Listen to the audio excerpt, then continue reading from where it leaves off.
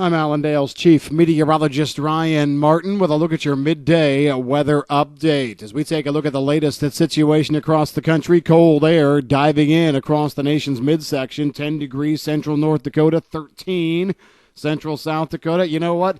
You go a good 3 to 4 to 500 miles farther south and east and head toward Columbia, Missouri. You know what? It's 18 there. So it's not like this is a north versus south deal. Lower teens, central Indiana, 14 Detroit, 14 Sault Ste. Marie, 7 Duluth, Minnesota. So you can see the pocket of cold air that is in. The big question will be what happens from here. Well, we are moving into a trough ridge pattern that's being just kind of entrenched into the overall long-term pattern here. What I mean is this. We have a perpetual trough that looks like it wants to dig in and hold over the eastern half, the third of the country. To have a deep trough like this in the east, you've got to have it offset somewhere, and what we're seeing is a decent ridge in the west. And this is going to be the same kind of scenario that we look at going forward. The trough of the east may ease from time to time, but what I'm seeing here as we go through the rest of this week, couple clipper systems moving through, and even though the cold air may come out of the deep south and get closer to the Ohio River Valley, it's not like we transition to a big warm-up anytime soon from the eastern plains eastward across the country. I do see the warmer air trying to push into the western Corn Belt a little bit, for example, as we go through Friday into Saturday, but then it looks like it's going to be followed back up by another trough digging in as we go through early next week. So this ebb and flow, this back and forth, is going to be something we see play out over the western Corn Belt and plains. I'm just not sure we see it have a huge impact over areas farther east in the Corn Belt. We will have to watch that. Anytime you do see the warmer air come in, though, it does open the door for maybe some better precipitation to emerge. So what we see in terms of precipitation this week, a clipper as we go from tomorrow night through, let's say the day Wednesday. Not much high pressure after that. And then as temperatures warm this weekend, we're probably going to be gearing up to see another system try and race down in, let's just say from Saturday night through Sunday. That'll bring colder air in to start next week across the middle of the country. And then we've got another system, another clipper that tries to work its way in as we go through the 11th into the 12th, so midweek next week.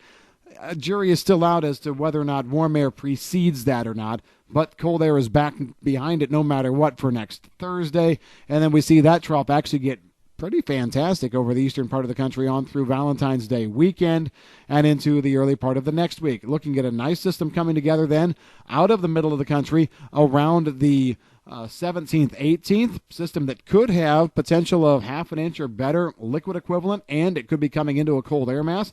2 straight model runs, we've seen this come together. Lots of time for it to change, but you get the idea. We're looking at a fairly active pattern here. Now, there are going to be folks out there that are going to be saying, hey, you're talking about it being so cold, but it's warm where I'm at. Hey, there's a battle zone. There's a battle zone from the western Corn Belt right on out to the lee side of the Rockies. You're going to see cold air incursions. Then you're going to turn around and see it go warm. The farther west you are, the more warm days you're going to be seeing. The farther east you are, the more the cold air will probably try and win out. But looking for some fairly significant flip-flop of temperatures here in the next 2 to 3 weeks over the western Corn Belt and into the plains.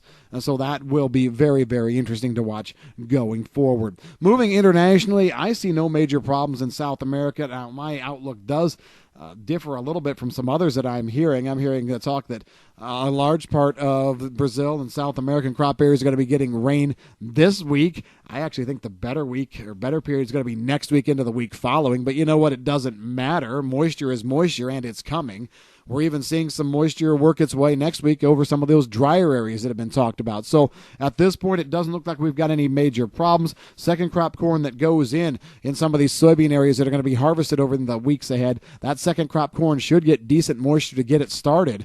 And we are now into the window from now through the 25th for them to get their second crop corn planted in Brazil. So this will be a key time to watch with regard to moisture to get the crop out versus moisture to get corn in and on the road to a good start. So that's what we've got here at Midday. One other thing, I want to take a look quickly at former Soviet Union areas. Temperatures there for grain and wheat areas actually are normal to slightly above here for the rest of this week, but I see a dramatically colder shift coming late this weekend and then through the next 10 days after that.